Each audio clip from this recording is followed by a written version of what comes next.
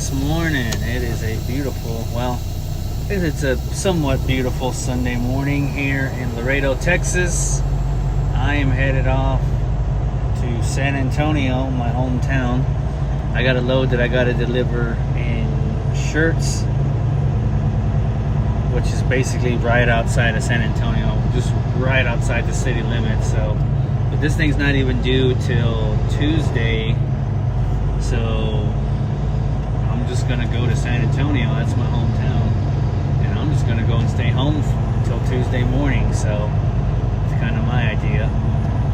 But it's Sunday, and I'm usually not here in Laredo on the week on a Sunday, like getting a load out of here. So I was kind of surprised that they had something for me. It helps, but turn right on FM Route 1472 South Mines Road. So here's the fun part here. So apparently there's some utility work or something going on, and they're stopping traffic over here, and there's no traffic going on to the right. So yeah,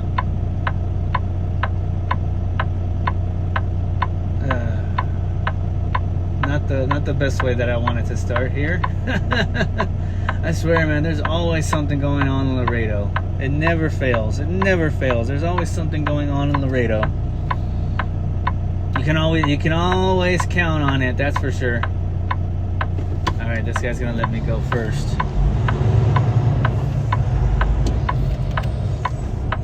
Or not.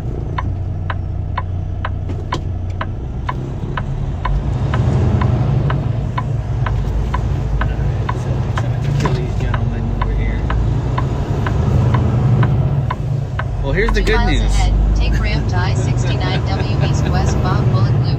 Well, here's the good news is that because of that, I got on the street first before anybody else behind me, so it's smooth. So I'm clear. This is about as clear as I've ever seen Mines Road here in Laredo.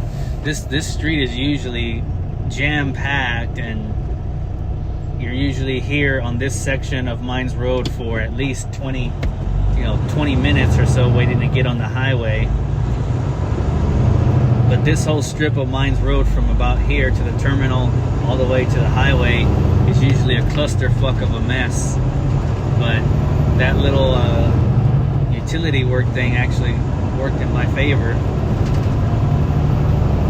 Because now there's no traffic ahead of me right now. So I'm just gonna keep rolling. So I just got out of the Laredo terminal, and before I did that, I got the truck washed.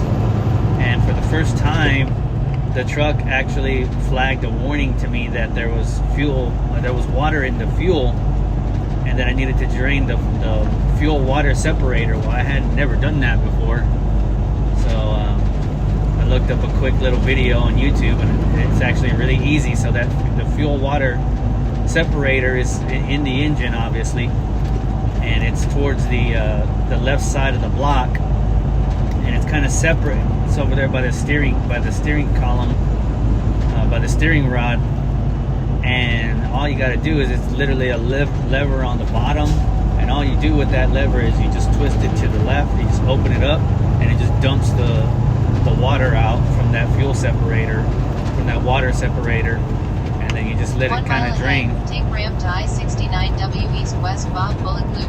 And then you just let it drain, and then that's it. Once you let it drain, then it's good to go, and then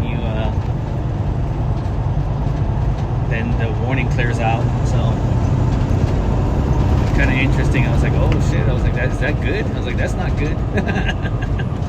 I was like, that can't be good.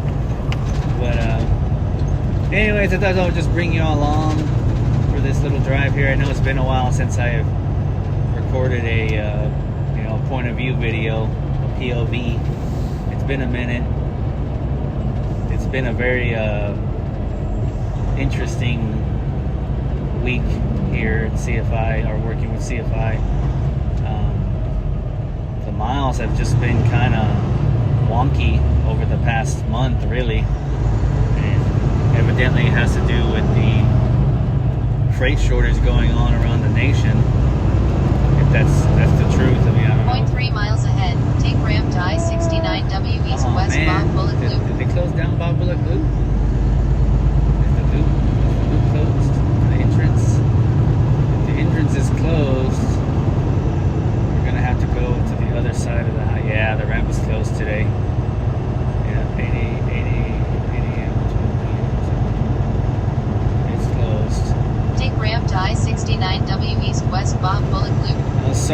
you ain't gonna be able to do that. So I swear, like I said, there's always something going on in Laredo. Always, never fails. Always something. You can always count on something going on in Laredo. Never fucking fails, man.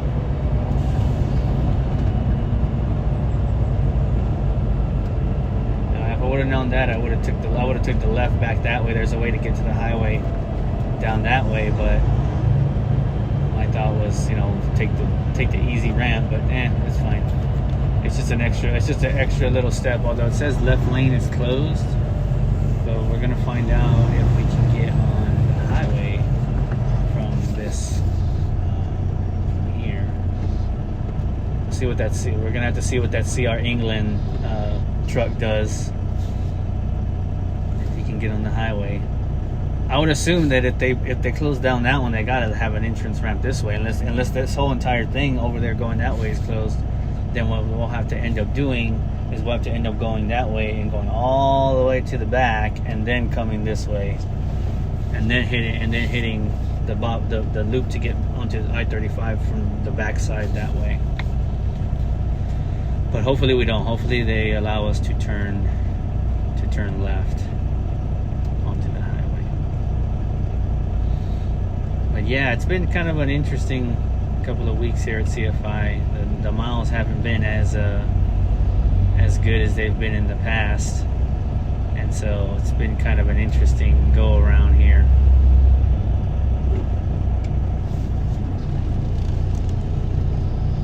But luckily I was able to get a load from Nebraska to Laredo, and then now I got a load from Laredo to Church, so I'm about to go home for a little bit. So that actually works in my favor. So it looks like we can turn left, so we're gonna go ahead. We're gonna follow the lead of this CR England truck there. I'll wait a little bit, make sure. Turn left on I-69W service east-west Bob Bullock Loop. Alright, so do that.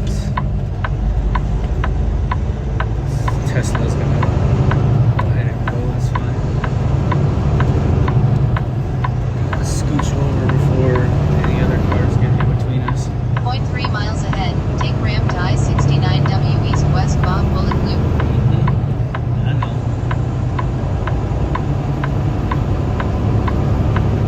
I'm not exactly sure why I still use the GPS for this drive at this point. I've done this drive about 50 some odd times. I don't even, take I know ramp to I-69W east-west Bob Bullock Loop. I know this drive like the back of my hand, so. But I guess, I don't know, it's just it's common practice. I use the GPS, so I set it up.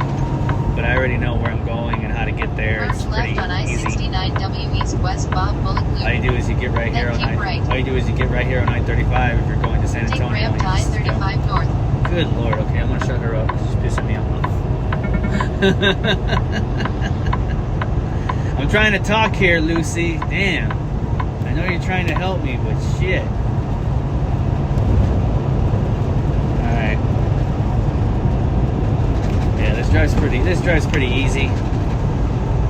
But man, this is about they need to send me to Laredo on Sundays more often. Jeez.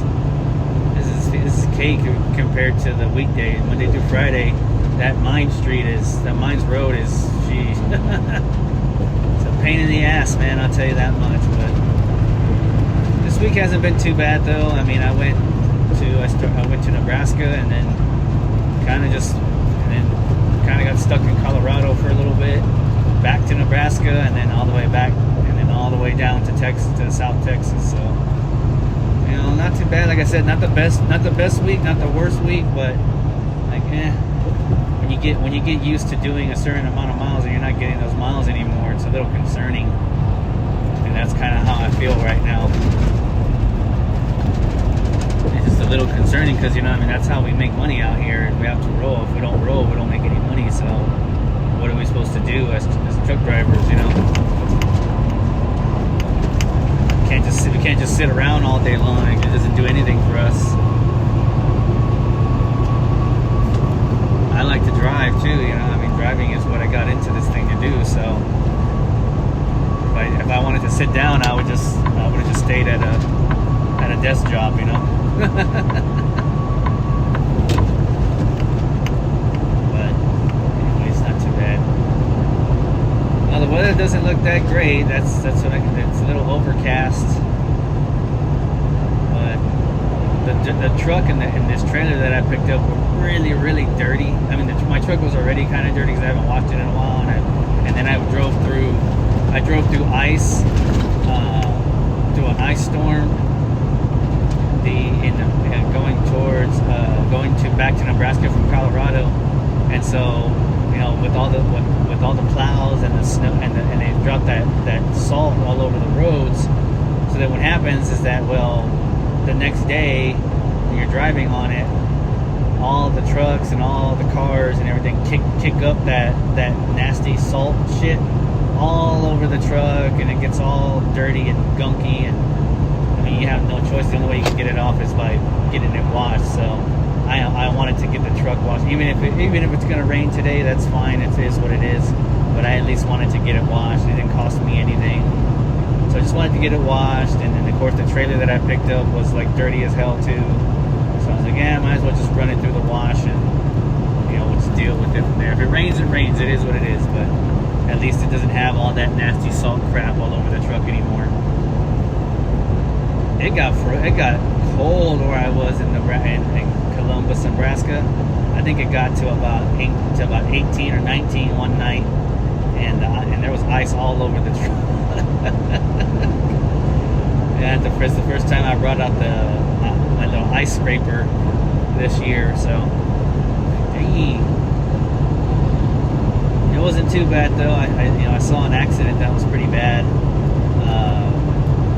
Somebody had jackknifed their truck, like they probably slid off the road onto like a green pasture like that, to like a green strip like that, like a grass strip, and they had jackknifed their truck all the way like past 90, like way past 90 degrees. They pretty much jackknifed their truck into the trailer. I think they had ripped a hole in the front of the trailer. So I was like, oh shit, like that must have like done that. It must have hit it really hard. Like it must have happened really fast.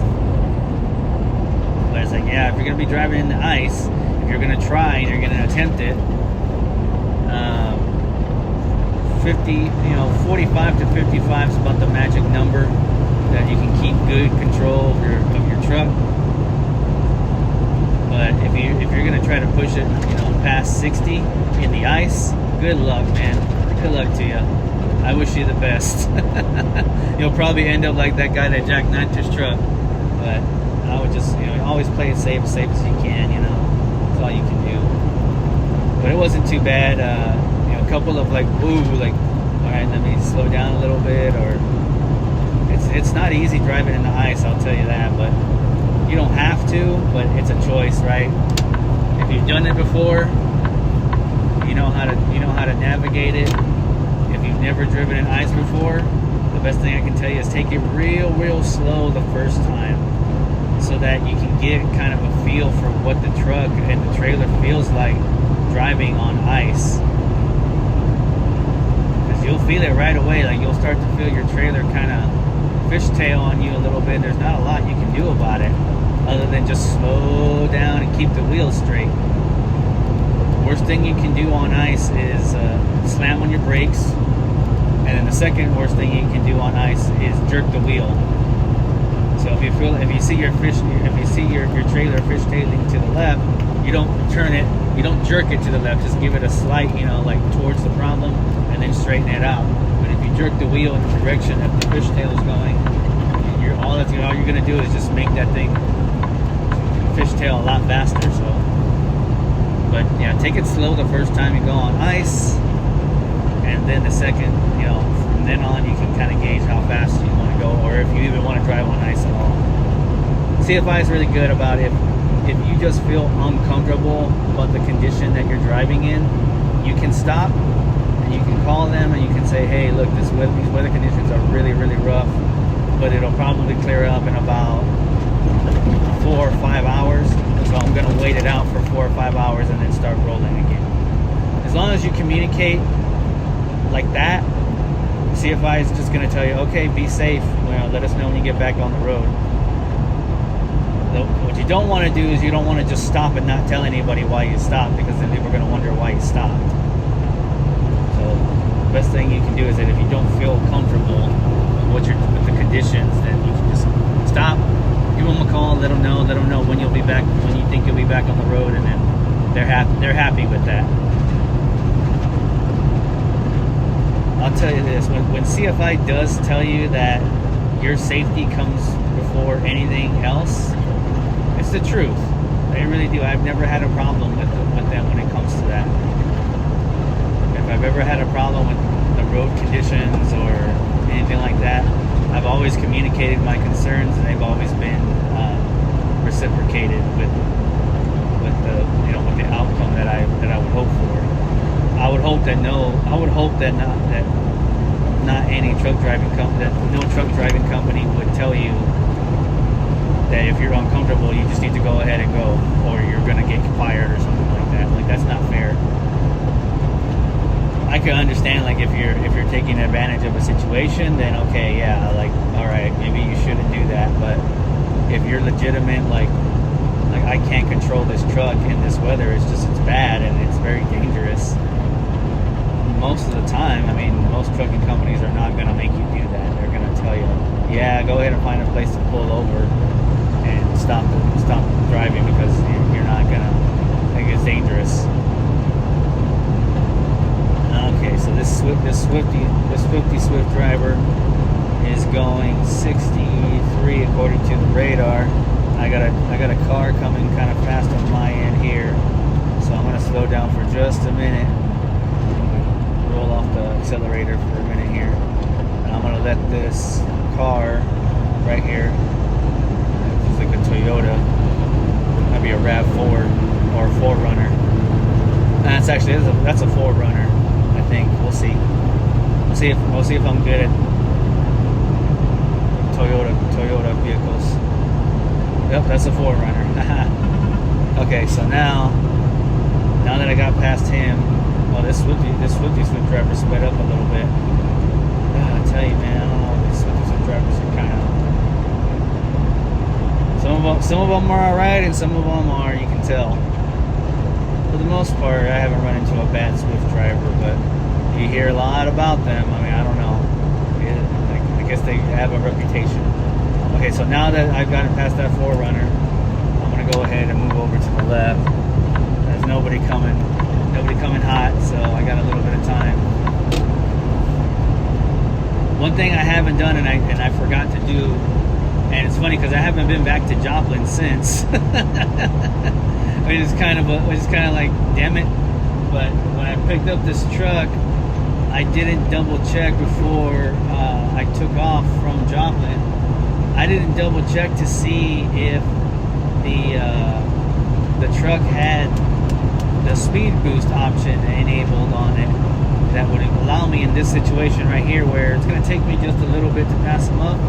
I could kick up the pedal twice, and then I'd be able to get a 67 mile per hour speed boost for 30 minutes, and then I'd be able to pass this guy a lot quicker.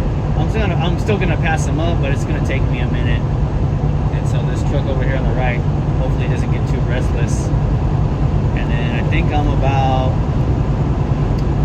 probably about maybe 10, 15 miles away from the inspection station. So that's the checkpoint, the border checkpoint coming into Texas from Laredo.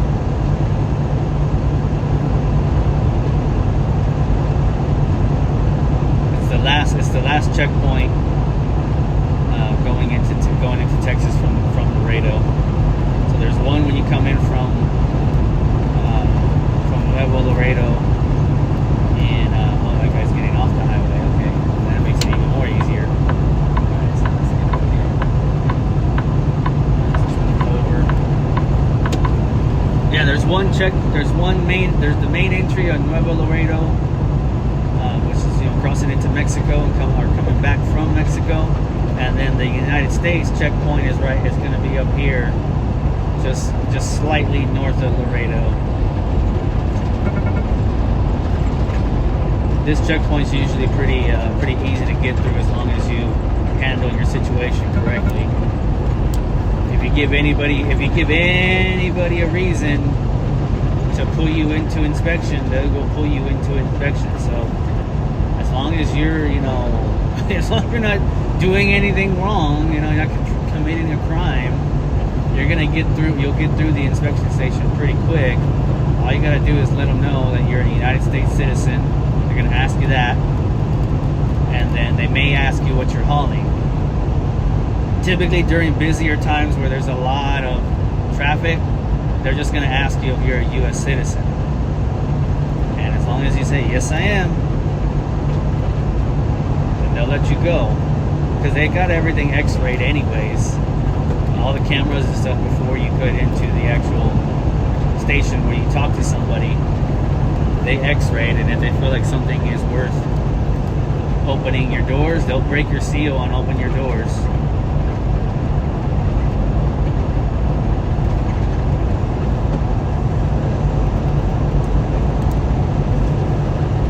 But like I said, typically if you don't give them a reason to pull your truck into inspection, they're not going to do it. They're not going to question you. If you just say, yes, you're a citizen. Yes, sir. Yes, ma'am. That's all you got to say.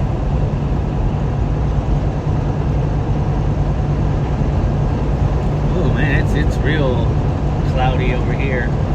Kind of foggy. Although the fog is not that thick. Visibility is still really good, but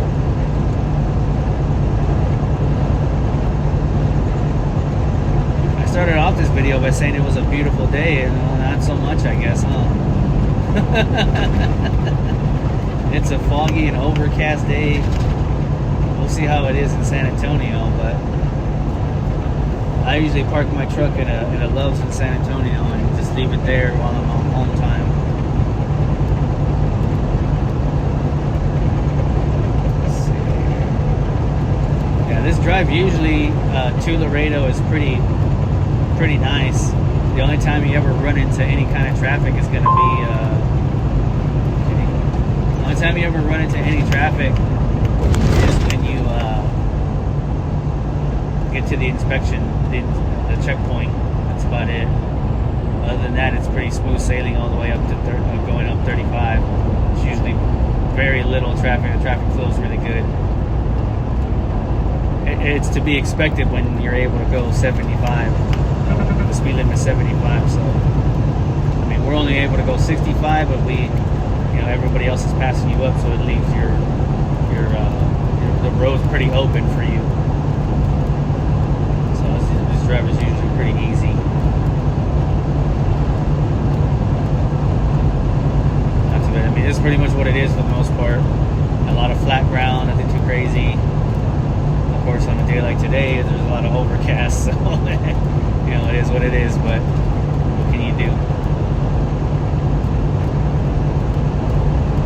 My pops is telling me that he's barbecuing for the football game today, so I'm like, hell yeah. Like, I'm going home, I'm gonna have some barbecue, have a good time. Hell to the yeah. I'm down for that. Although I wonder if he's still gonna do it in this overcast like this, but we'll see what he decides to do.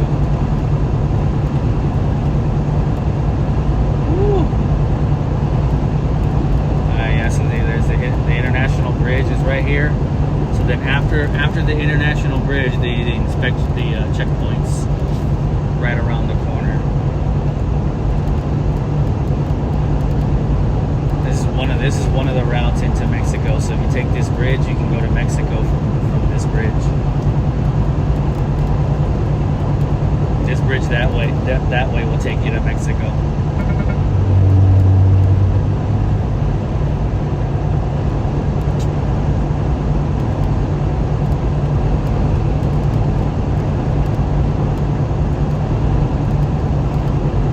Man, looks like I'm going in like I'm driving into Silent Hill. I'm getting mad Silent Hill vibes out of this. So, I think what I'll do is I'll take y'all with me to the checkpoint. I probably won't be able to run the camera through the checkpoint. I don't think it's worth the risk. I'm not sure if I can or if I can't. I mean, you can run dash cams and stuff through there, so I mean, I don't see why I wouldn't be able to run my GoPro through there. I mean, they allow you to have your dash cam on and stuff like that. I don't think it's a big deal, but we'll see what they say. They might just tell me to take it off.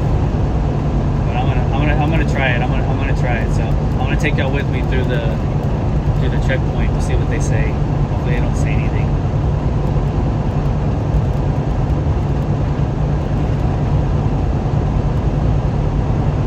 If they do say something, I'll just say I forgot I had it on.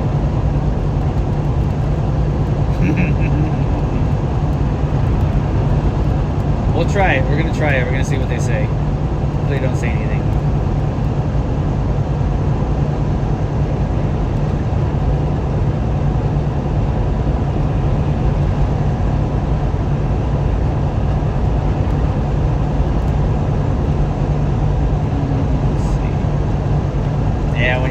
When you're on these 75 mile per hour roads, you're just getting passed up constantly. Oh my god, it's crazy. You only can go 65. It's like, man, I wish you could go 75. Oh well, here's what it is. What are you gonna do, you know? And I tell you, that's probably the fastest that I've gotten through Laredo, that I got in and out of Laredo in a while. There wasn't a lot of trucks at the Laredo terminal like there was the last time I was here. Last time I was in Laredo, I mean, there had to have been like 50 trucks deep in the lot, and I was like 45th in the queue, which is like, oh my god. And I had to wait almost a whole day and a half to get a load. This time, I mean, I had a load before I even got to Laredo, so that was nice. That was nice to just be able to get in Laredo and take a 10-hour break and then get back on the road. And to be able to do it on a Sunday is even better. For some reason, I thought that the checkpoint was a little bit closer to the international bridge, but maybe not so. Okay, here we go. Okay. This is the sign, I think, for the inspection station, which is 2 miles away. Waiting to the CFI driver. I don't think he saw me. I'll say, if you work for CFI, guys, if you're going to come on aboard and drive with us, do one thing. I mean, I understand, being safe is foremost, it's first and foremost.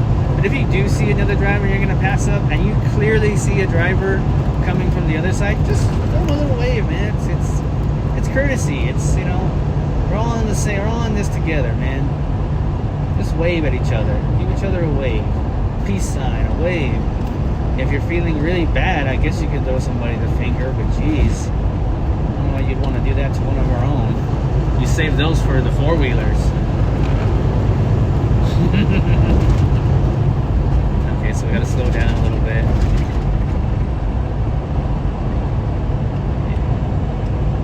Usually, during busy times, you already see a line of trucks over here at the spot that I'm passing by right now. You'll see a line of trucks already right here, and you're just gonna have to wait and wait until you get over. Like, there's usually a line about right in this area here already of trucks and vehicles on really busy days.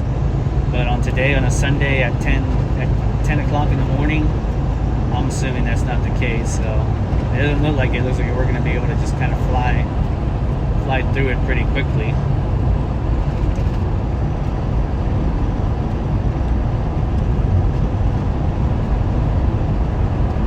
And what a lot of people especially newbies, I mean, I was one of them included, you'll do this a couple of times and you'll figure out that yes, you do have to stay over here in the right. If you're a truck, you're going to see a lot of trucks on the left during busy times because nobody reads signs, nobody cares. But once you get over here into this turn right here into the inspection station, there's at least 2 to 3 truck lanes. So once you get here, then you can turn and you can pick any truck lane. Right now it looks like they have 2 of them. So we're going to go ahead and just pick this outside one. So let's see here. So it looks looks like we got 2 of them. We got 5 and 6 that are open. So we're just gonna go through. Well, we're already in the lane. I don't want to cross over, so we're just gonna go through 6. So I'm gonna roll down my window. They're gonna ask me if I'm a U.S. citizen. I'm gonna say yes, sir, and they're probably just gonna tell me to go. Although it's pretty slow, so they're probably gonna ask me what I'm hauling. So let me make sure what I have. I'm gonna go ahead and blank that out. Plumbing tools.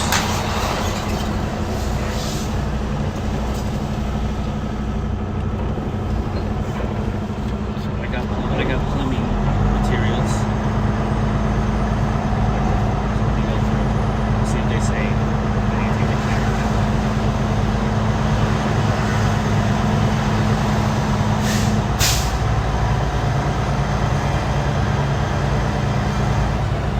Hello. Yes, sir. Thank you, sir. Have a Thank good you. day. You too.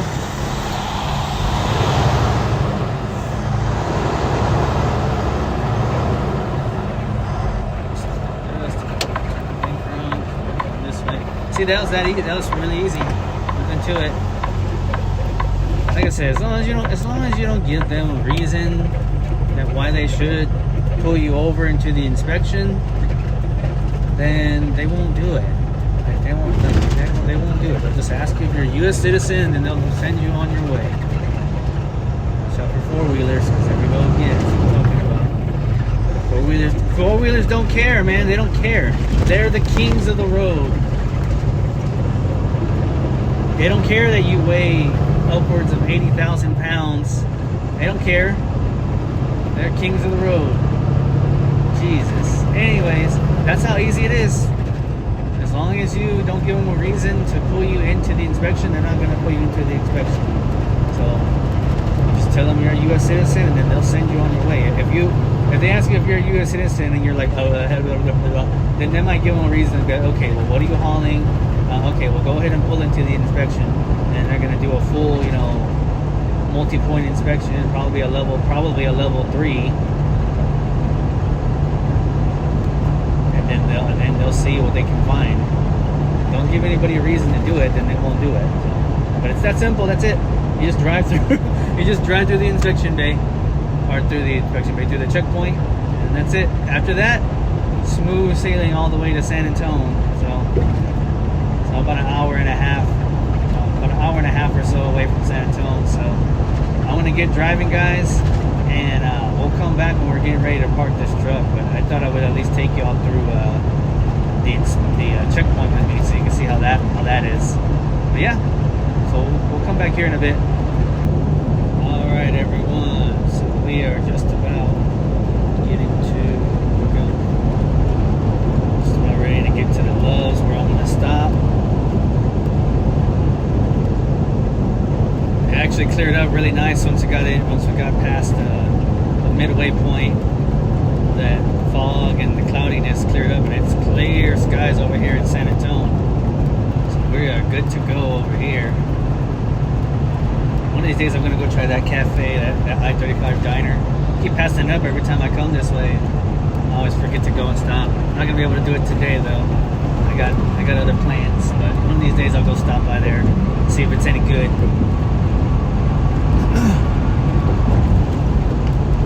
But yeah, clear skies over here, sunny, about 80 degrees in December. But hey, that's South Texas for you. It could be 40 yesterday and 80 degrees today. That's how it works in South Texas. But here's our ship. I think we're coming up on our exit. So this is the Von Ormy exit, Fisher Road.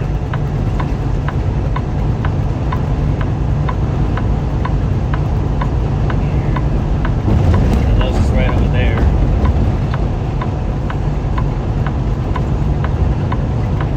Slow down just a little bit. It's kind of surprising.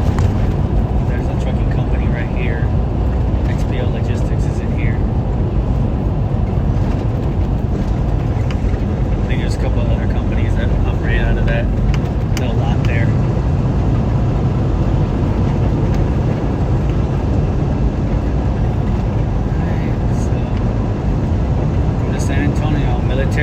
USA, baby.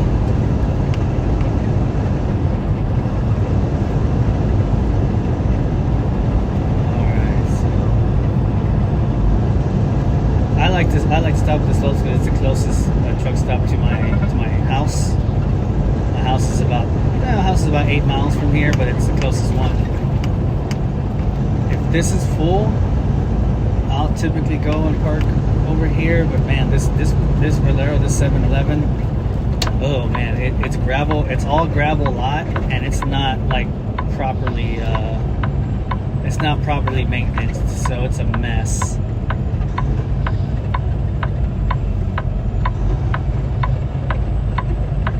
Potholes and everything on there, but if you need a spot, if you can't find one here at the Lowe's, then that's your next best bet. Somebody coming, got somebody coming, but they'll see me coming, and they should slow down a little bit because I'm gonna have to take this in just a tiny bit. Okay, thank you. Take another left turn. Eventually they're gonna get these lights going. I think it's sorely needed over here. Not so much right now, as it's not busy, but during busier times, like there's a lot of traffic and a lot of people don't know how to use four-way stops, and especially when it comes to trucks, it's like it gets even worse. Let's see if we can find a place to park. I can see there might be a couple over here, but I'm gonna go to the back here first, and I'm gonna see if we can find something. See if we can find something along the fence line. Little bit slow here just in case somebody's coming out the corner. This guy's over here, which is like, it's already like, why would I don't like it when you park in an area where traffic is coming in and out. I think you're just setting yourself up for a potential accident. Looks like we got plenty of spots to park in. I can pick and choose where I want to go. Looks like there might be a couple here on the side. There's one here. I don't want to bother this gentleman. Oh, there's one right here. There's two bobtails parked. I can get on the inside of this, or I can go park on that side. Either way, we got plenty of parking spot opportunities here. So maybe I'll just go ahead and I'll just get next to this Peterbilt, get it knocked out here real quick. So let's go ahead and set up. Just start turning it down. Nobody coming to the right, so we're good to go.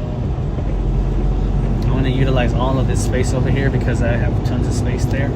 So I'm just going to utilize all this space so that I don't have to like extremely turn this thing. And then there's that Peterbilt. We're just going to make sure we get on the inside of that Peterbilt. We're going to get a little loud here for a minute, guys. Turn on the hazards. Back. Funky honk. And we're going to start pulling towards it. With all this room that I got, should be able to get there pretty easy to this spot. Tandems are all the way up, so that should be pretty easy too. Start turning it back.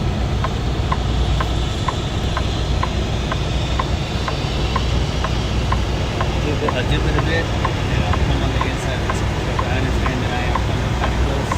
But I did that on purpose so that I could do this. I did that on purpose so that I could dip, come out, and then dip again. Just gotta get on the other side of this Peterbilt. And my tandems are now where I need them to be. So now I can start turning it.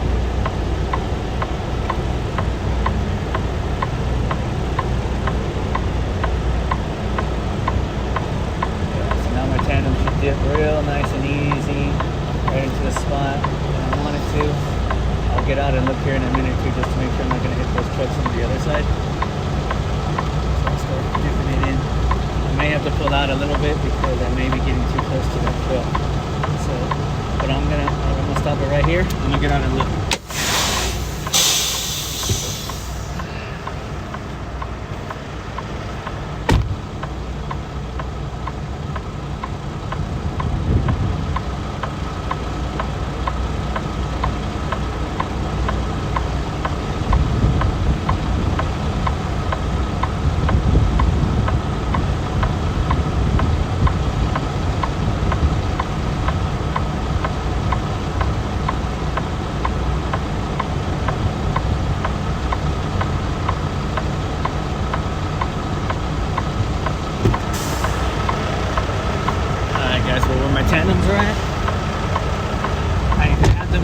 them to be, but I think I'm gonna come in a little bit too close on the other side. This is an easy adjustment.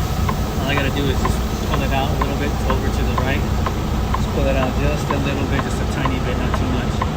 Just like that, and then pinch it in.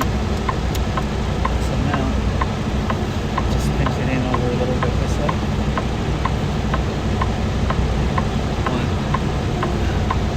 I get this thing to move a little bit sooner into the spot. See the line, I can see where my tandems are. That's about where I want it. Get the tandems to dip. So by the time I turn left, all the way left, my tandems will be right in the middle.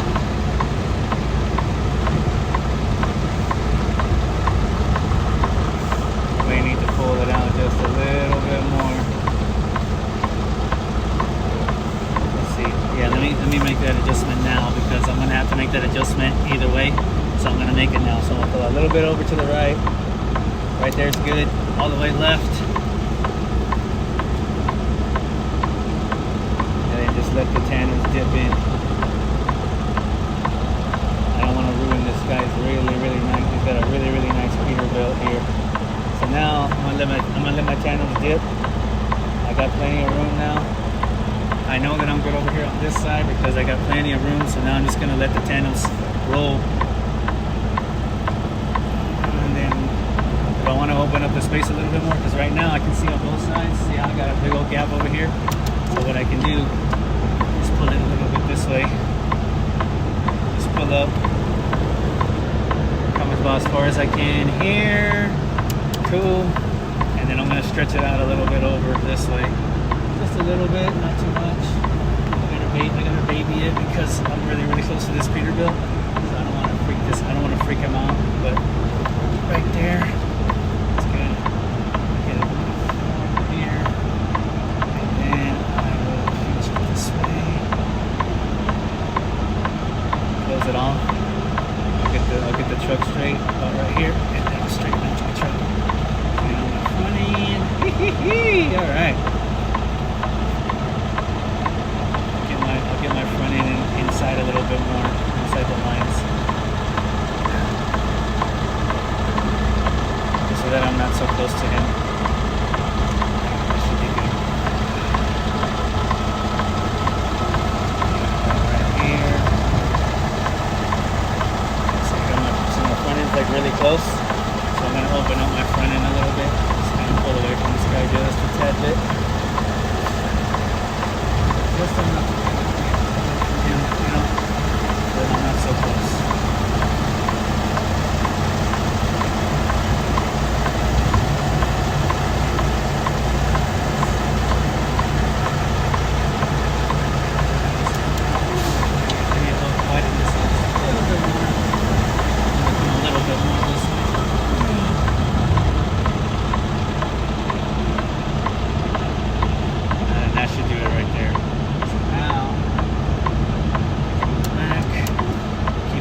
Straight.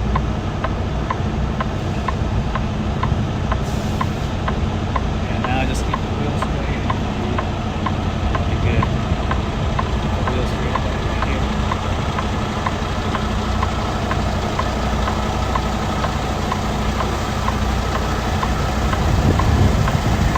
There we go. Now I'm not so close to this guy's Peterbilt.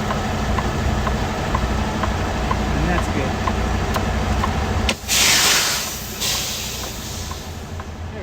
Easy money. But alright guys, we're good to go. I'm here at home. I want to go enjoy a meal at home, and then we'll come back Tuesday and deliver this thing in shirts. But yeah, I might bring you all along to church. We'll see. There's my dad right there. He's gonna pick me up right now, so he wants to go watch the game. So I'm gonna go, guys. I'll see y'all later.